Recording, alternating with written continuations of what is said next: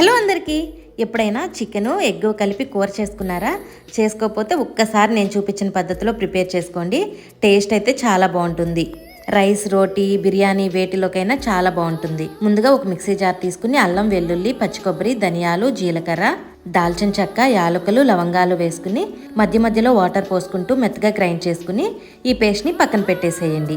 ఇప్పుడు స్టవ్ మీద ఒక కుక్కర్ గిన్నె పెట్టుకుని 2 టేబుల్ స్పూన్ ఆయిల్, పచ్చిమిర్చి, కరివేపాకు వేసుకుని వేయించుకుని మీడియం సైజులో ఉన్న ఉల్లిపాయలు కట్ చేసుకుని ఆ ముక్కలు వేసుకుని దానిలో పసుపు కూడా వేసుకుని వేయించుకోవాలి. ఇవి వేగిన తర్వాత టమాటో ముక్కలు వేసుకుని వేయించుకుని దానిలోనే పసుపు, కారం వేసుకుని మొత్తం కలిసేలాగా కలుపుకోవాలి.